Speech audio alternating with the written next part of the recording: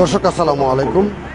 গোলাপগঞ্জ উপজেলা ও পৌর এবং ছাত্র দলের উদ্যোগে বিএনপির ভারপ্রাপ্ত চেয়ারম্যান তারেক রহমানের আন্তর্জাতিক সংবাদ মাধ্যমের বিবিসিতে দেওয়া সাক্ষাৎকারের প্রচার করছে জনসাধারণের মাঝে। এটি আয়োজন করতে সার্বিক সহযোগিতা করেছেন যুক্তরাজ্য যুবদলের সিনিয়র যুগ্ম সাধারণ সম্পাদক সৈয়দ আদম মুস্তফা লায়েক, যুবদল নেতা আতিকুর রহমান, লন্ডন মহানগর যুবদলের সাবেক সাংগঠনিক সম্পাদক কিবরিয়া ইসলাম।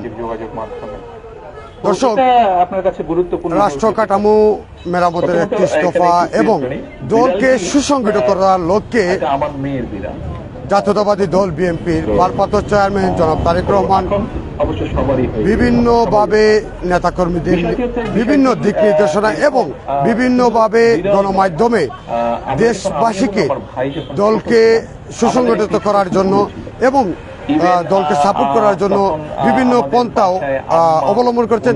তারই ধারাবাহিকতায় বিবিসি সাক্ষাৎকারে জনাব তারেক রহমান যে বার্তা দিয়েছেন, যে কথা বলেছেন, সেটি এই মুহূর্তে প্রচার করছে গোলাপগঞ্জের। ইতিমধ্যে আপনারা জেনেছেন যে গোলাপগঞ্জ পৌর যুবদলের এবং ছাত্র দলের উদ্যোগে এই আয়োজনটুকু সরাসরি সম্প্রচার হচ্ছে গোলাপগঞ্জ চৌমুহনীতে। গোলাপগঞ্জ চৌমুহনী পয়েন্টে আমরা আপনাদেরকে দেখানোর চেষ্টা করছি এবং আমরা তাদের আজকে যারা এই উদ্যোগ নিয়েছেন তাদের অনুভূতি অবশ্যই নেওয়ার চেষ্টা করবো।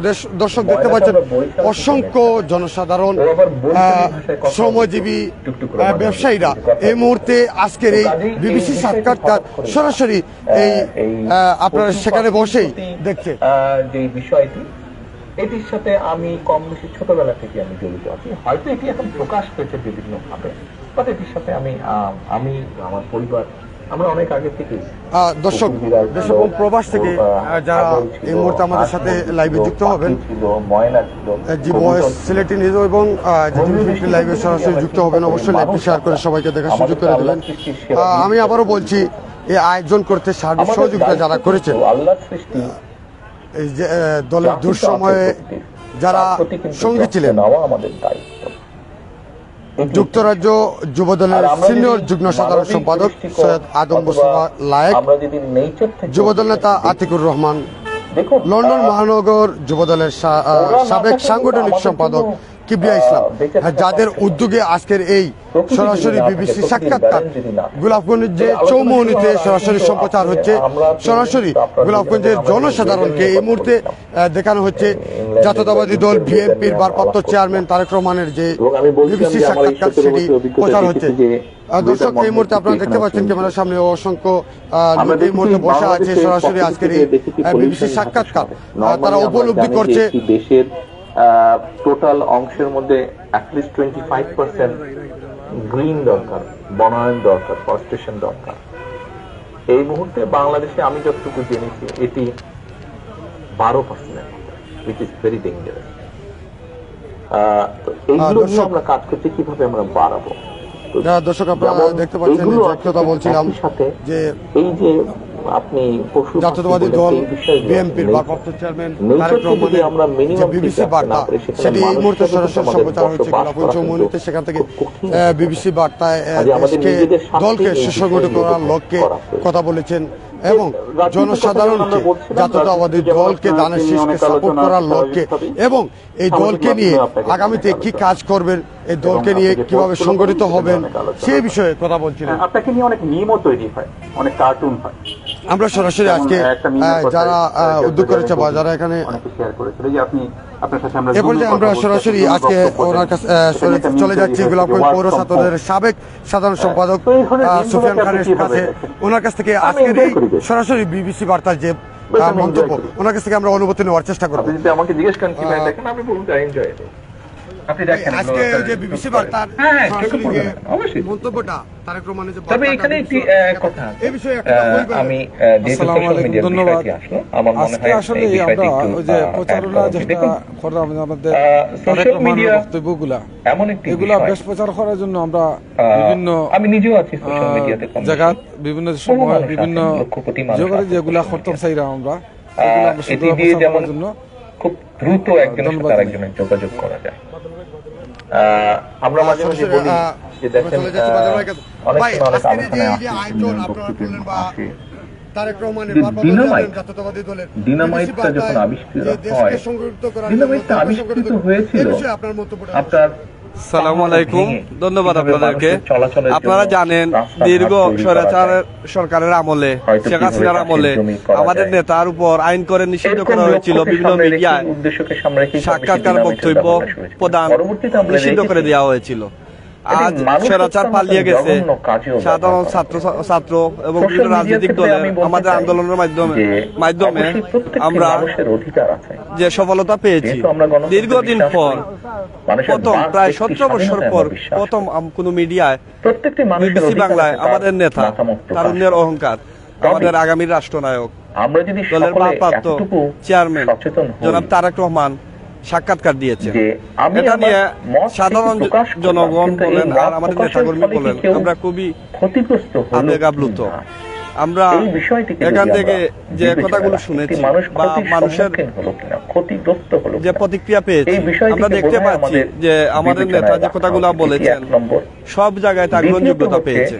সাধারণ জনগণের মাঝে, দেশের সর্বস্তরের মানুষের মাঝে তা গ্রহণযোগ্যতা পেয়েছে। এবং আজকে আমরা, আপনারা জানেন যে আমাদের লন্ডন যুবদল সাধারণ সম্পাদক, সিনিয়র যুগ্ম সম্পাদক জনাব আদম মোস্তফা নায়েক ভাই এবং আমাদের বিএনপি নেতা আতিকুল ইসলাম আতিক ভাই এবং আমাদের সহযোদ্ধা কিবরিয়া ইসলাম, তাদের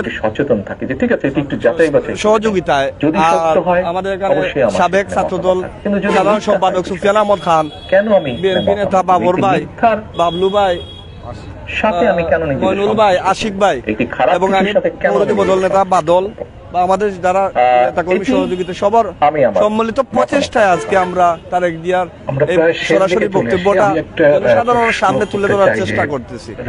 এবং ইনশাআল্লাহ অতি শীঘ্রই আমাদের নেতা দেশে ফিরে আসবেন এবং ইনশাআল্লাহ মানুষের সহযোগিতায়, সবার সাপোর্ট দিয়ে আগামীতে এই রাষ্ট্র ক্ষমতায় বিএনপি আসবে এবং দেশের উন্নয়ন হবে এবং সব ধরনের অপতৎপরতা যারা আমাদের বিরুদ্ধে চালিয়েছে তা ব্যর্থ করে দিয়ে একটা সুন্দর রাষ্ট্র, সফল রাষ্ট্র আমি কিছু বলেছি তৈরি করতে আমাদের নেতা গুরুত্বপূর্ণ ভূমিকা পালন করবেন, আমরা আশাবাদী।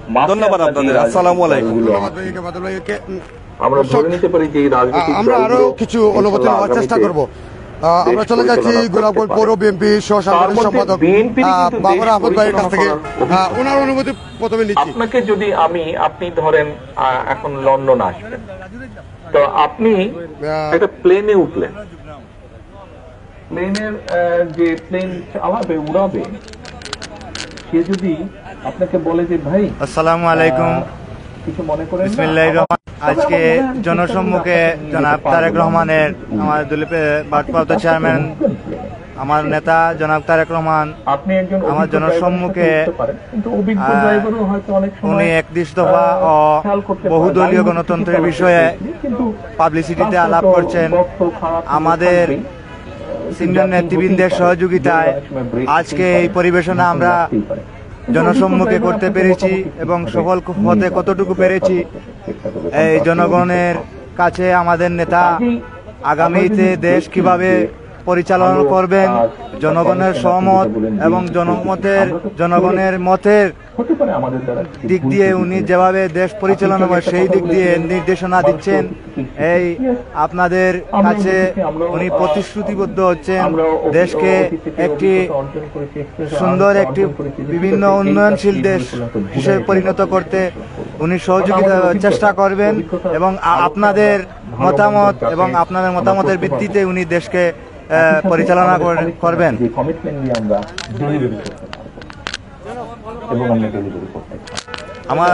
আমার বড় ভাই পাপন আহমদ, গুলামান পৌর যুবদল। বিগত সরকারের আমলে তাদের বিসমিল্লাহির রহমানির রহিম। আসসালামু আলাইকুম।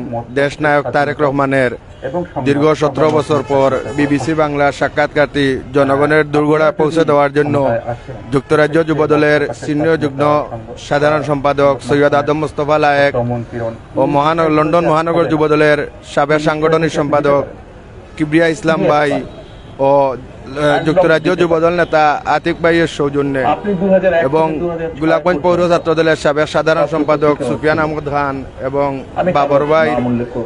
বাবর ভাইয়ের আয়োজনে আজকে এই বিবিসি বাংলা সাক্ষাৎকারটি গোলাপগঞ্জ চৌমনিতে সর্বস্তরের জনসাধারণের দুর্গড়ায় পৌঁছে দেওয়ার জন্য সাক্ষাৎকারটি